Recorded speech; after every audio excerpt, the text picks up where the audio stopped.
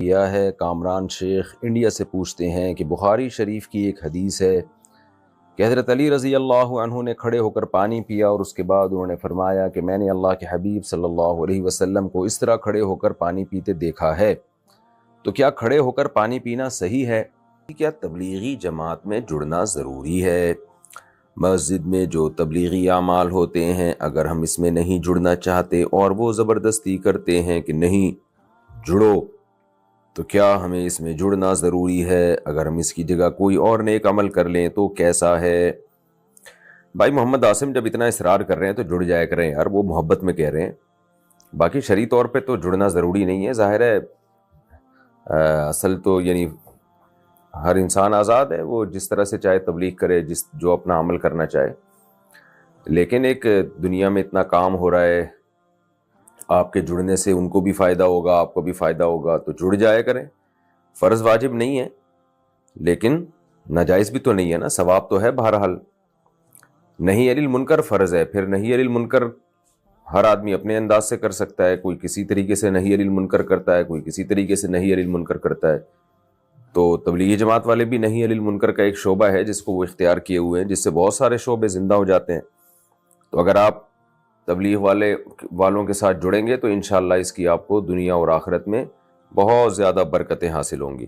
تو مشورہ ہے میرا، جڑ لیا کریں، باقی فرض واجب نہیں ہے۔ اسی طرح کوئی اگر بہت زیادہ کسی کے پیچھے پڑ رہا ہے بار بار کہ جڑو، عمل میں جڑو، تبلیغ والے ایسا کرتے نہیں ہیں، وہ تو محبت سے کہتے ہیں ایک دفعہ مان جائیں ٹھیک ہے، نہیں تو چھوڑ دیتے ہیں۔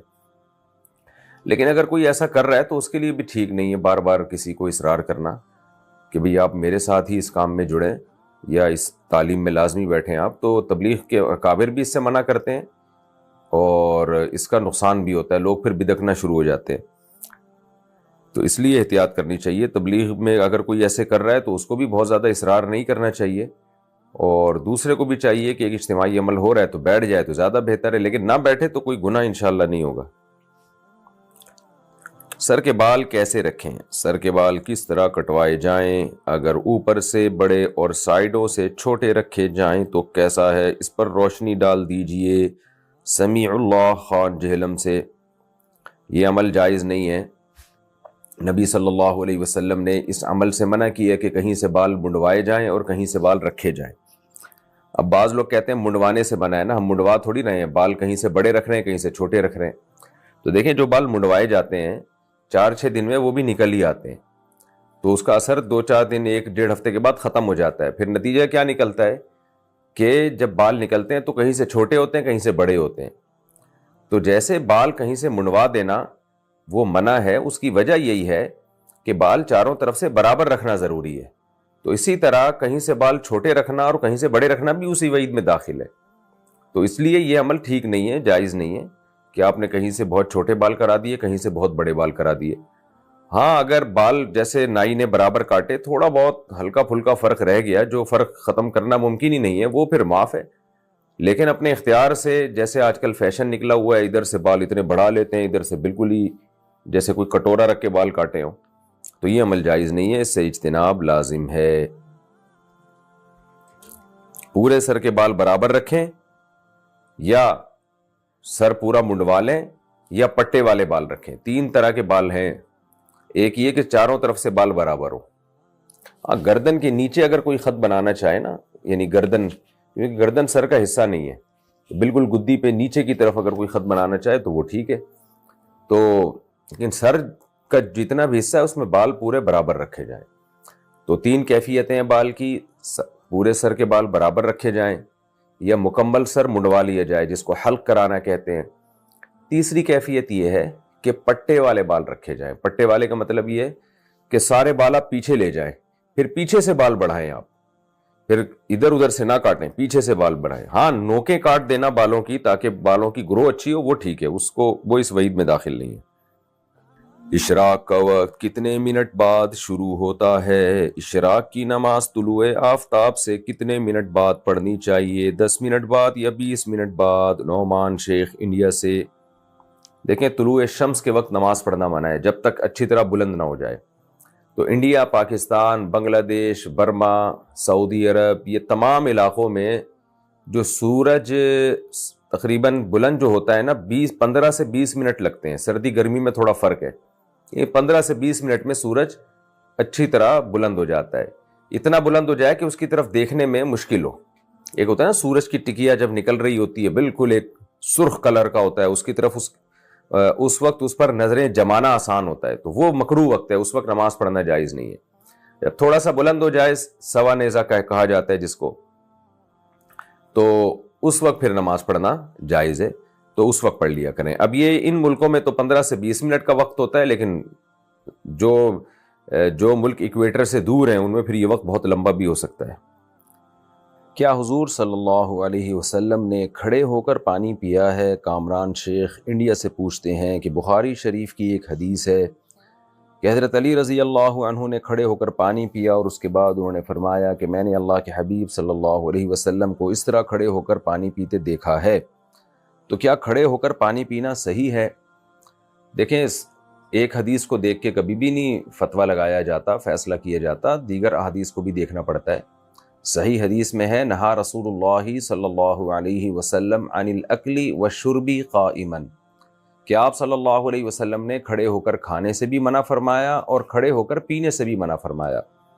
لیکن دوسری طرف عبداللہ ابن عمر کی روایت ہے جس میں آتا ہے کہ ہم کھڑے ہو کر ہم چلتے پھرتے کھا پی بھی لیا کرتے تھے نبی کے دور میں۔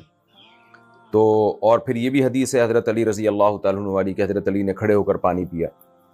تو تمام احادیث کو آپ ملاتے ہیں تو اس سے پتہ چلتا ہے اصل حکم تو وہی ہے جو نبی صلی اللہ علیہ وسلم نے اپنے قول سے دیا۔ وہ کیا ہے؟ نہا رسول اللہ صلی اللہ علیہ وسلم عن الاکل والشرب قائما، کہ آپ صلی اللہ علیہ وسلم نے منع کیا ہے کہ کھڑے ہو کر کھانے سے بھی منع کیا اور پینے سے بھی۔ تو اصل حکم تو یہی ہے کہ یہ خلاف سنت ہے۔ اگر کوئی کھڑے ہو کر کھاتا ہے تو یہ سنت کے بہرحال مخالفت کر رہا ہے، کھڑے ہو کر پیتا ہے تو سنت کے بہرحال خلاف ہے یہ۔ باقی عبداللہ بن عمر کا جو یہ قول ہے کہ ہم چلتے پھرتے تو کھا لیا پی بھی لیا کرتے تھے، تو ظاہر ہے کہیں جا رہے ہوں، سفر میں ہوں، تو بعض دفعہ ایسی چیز کھائی جاتی ہے جیسے آپ نے کوئی چلغوزے ہیں یا کوئی مونگ پھلی ہے جیب میں رکھی ہوئی ہے، تو وہ آپ چلتے چلتے بھی کھا لیتے ہیں آپ۔ لیکن پراپر جو کھانا ہے وہ تو ظاہر ہے کوئی بھی چلتے چلتے کھا نہیں سکتا نا، اور خاص طور پر اس زمانے میں جو کھانے ہوا کرتے تھے، روٹی ہوتی تھی، سالن ہوتا تھا۔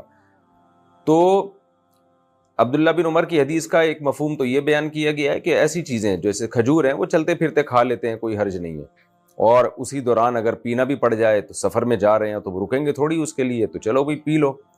لیکن اسی طرح یہ جو حدیث ہے حضرت علی رضی اللہ تعالیٰ عنہ کی کہ آپ نے کھڑے ہو کر پانی پیا، تو اس کی بھی یہ توجہ بیان کی جاتی ہے کہ لوگ بیٹھ کے پانی پینے کو فرض اور واجب نہ سمجھیں، یعنی اتنی زیادہ اہمیت نہ دینا شروع کر دیں۔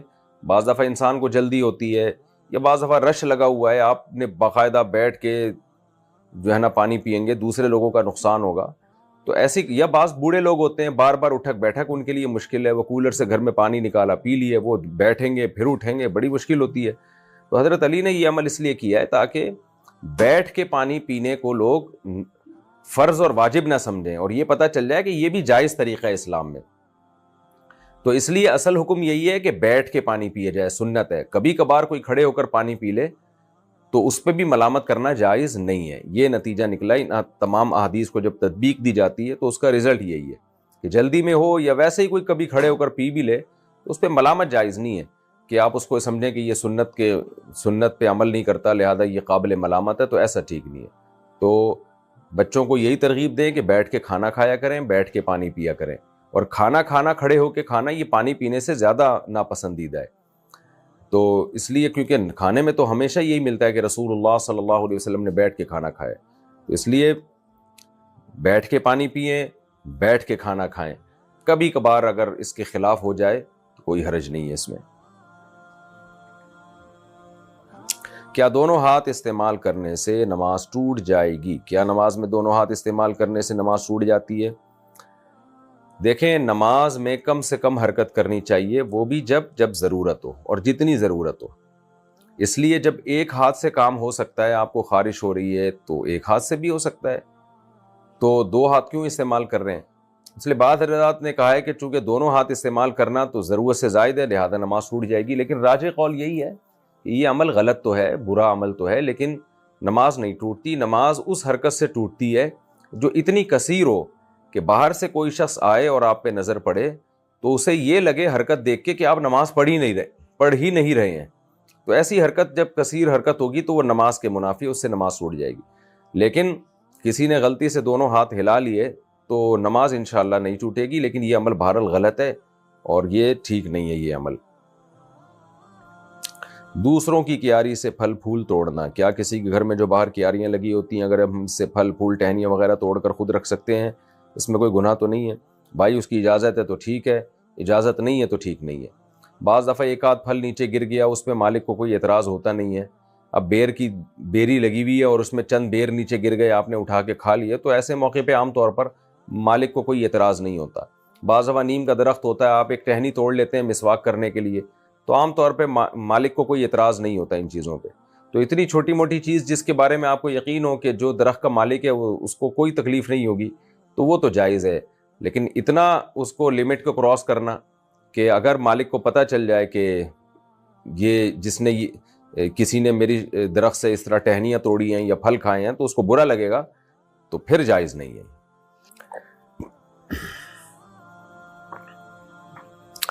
کہتے ہیں جی کیا ناخن کاٹنے سے روزہ ٹوٹ جاتا ہے؟ کیا ناخن کاٹنے سے روزہ ٹوٹ جاتا ہے؟ میری عمر 17 سال ہے، میری عمر 14 سال تھی تو میں نے بھولے سے بہت سارے روزوں میں ناخن کھا لیا تھا.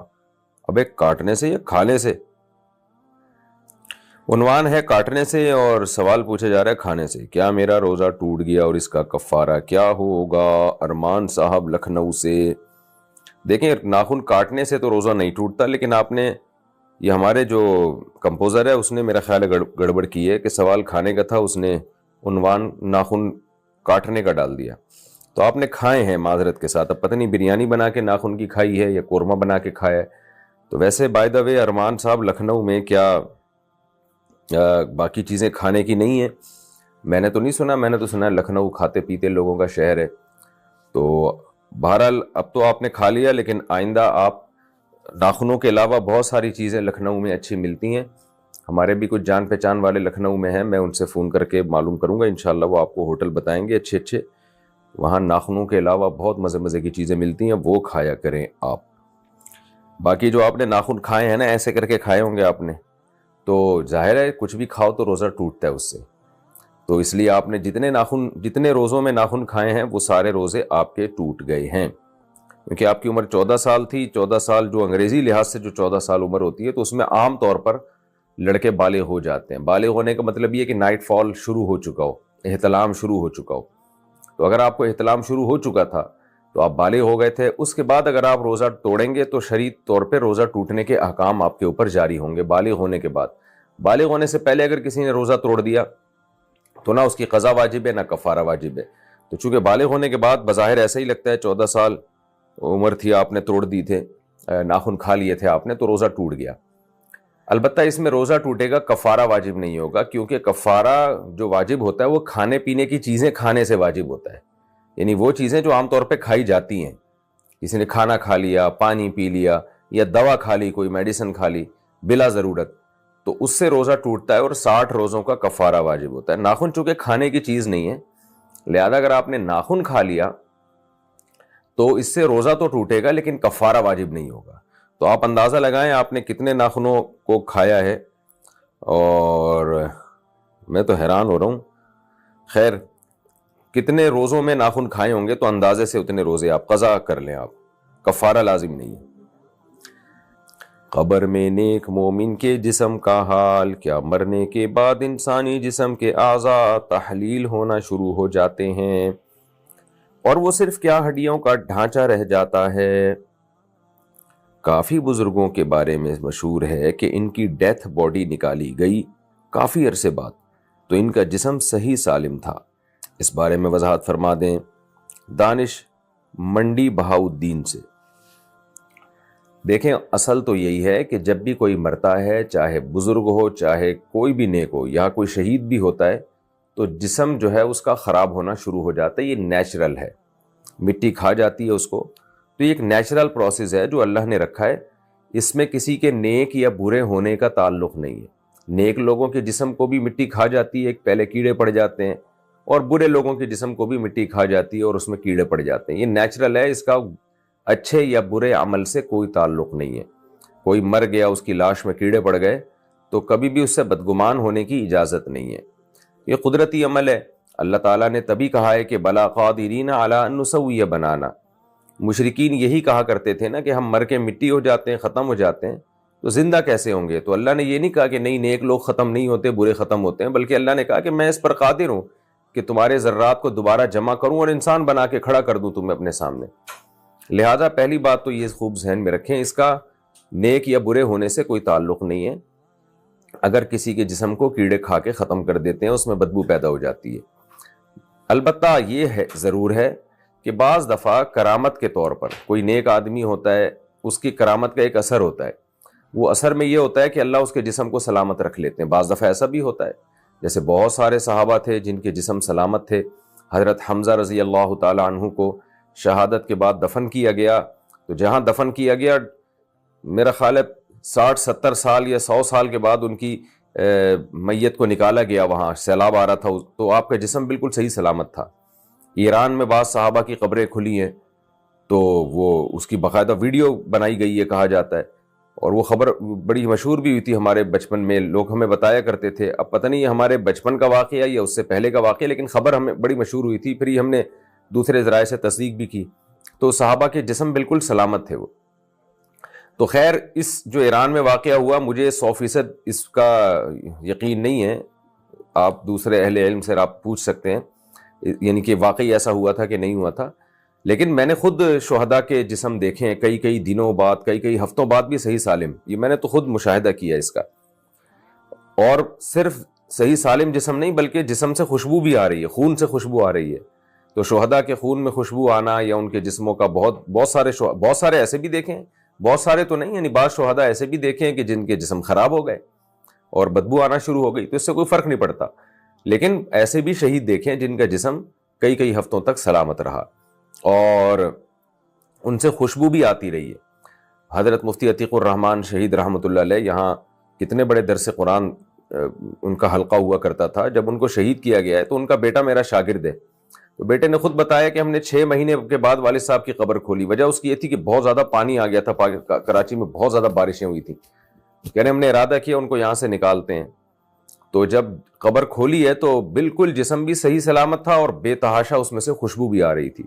تو یہ کرامت ایسی ہے جو مسلمانوں میں ہوتی رہتی ہے، جو ایک نارمل ہے. شہداء کے ساتھ تو بہت ہی ہوتی ہے یہ خون سے خوشبو آ جانا یا جسم کا سلامت رہنا. تو یہ جو ایسا ہوتا ہے بعض بزرگوں کے ساتھ، اچھا بعض دفعہ یہ کافر کے ساتھ بھی ہوتا ہے، خوب سمجھ لیں. لیکن وہ اس صورت میں ہوتا ہے کہ اس کی باڈی جو ہے نا، غیر مسلم کی باڈی کی رطوبتیں خشک ہو چکی ہوتی ہیں. بعض ایسے واقعات ہوئے ہیں کہ لیکن اس کی وجہ کوئی کرامت نہیں ہوتی، بلکہ اس کی وجہ یہ ہوتی ہے کہ ایسی بیماری میں ڈیتھ ہوئی ہوتی ہے کہ باڈی کا سارا پانی خشک ہو گیا. تو جب کسی کی ایسی بیماری میں ڈیتھ ہوتی ہے نا کہ سارا پانی باڈی کا بالکل خشک ہو گیا، تو پھر دفن ایسی جگہ پہ کیا گیا. بعض دفعہ یہ بھی تو ہوتا ہے نا کہ جس جگہ دفن کیا گیا ہے وہ کیسی جگہ ہے، ٹیمپریچر کیا ہے اس کا. اب کسی کو آپ نے ناروے میں کہ جو ہے نا -40 ٹیمپریچر میں دفن کر دیا، تو شاید وہ تو ویسے ہی صحیح سلامت رہے کئی ہفتوں کئی مہینوں تک. تو اس کا اس سے بھی تعلق ہوتا ہے. لیکن ہم نے جو شہداء دیکھے ہیں نا، وہ تو ایک نارمل پاکستان کے ٹیمپریچر پہ ہی دیکھے ہم نے، گرمی والے ٹیمپریچر میں، اور کوئی ان کی باڈی کی رطوبتیں اور پانی بھی خشک نہیں ہوا تھا. اس کے باوجود وہ کئی ہفتوں تک صحیح سالم رہے. اور کئی ہفتوں تک کیا، ہم نے تو دیکھا کہ وہ ان کی باڈی خراب ہی نہیں ہوئی، وہ پھر اسی طرح سے دفنایا گیا. تو اب یہ ایک الگ بحث ہے کہ اتنے ہفتے تک دفنایا کیوں نہیں گیا ان کو. اس کی زیادہ ڈیٹیل میں نہیں جاتا، ابھی بات لمبی ہو جائے گی. بعض دفعہ یہ ہوتا ہے کہ دفنا دیا گیا ہوتا ہے، پھر وہ قبر سے ان کو شفٹ کیا جاتا ہے کہیں اور. تو شفٹ کرنے کی ضرورت اس لیے پیش آتی ہے، بعض شہداء خواب میں آ کے بتا رہے ہوتے ہیں کہ ہم جہاں قبر میں آرام کر رہے ہیں وہاں پر پانی آ رہا ہے، سیلاب آ رہا ہے، جیسے حضرت حمزہ رضی اللہ تعالیٰ عنہ کے بارے میں خواب آیا تھا. تو اس طرح سے ہوتا ہے، تو پھر وہاں سے ان کو نکالنا پڑتا ہے. ورنہ نارملی میت کو جب ایک جگہ دفن کر دیا تو وہاں سے اس کو نکالنا جائز نہیں ہے. خوب سمجھ لیں. صف کے بیچ میں کرسی رکھنا.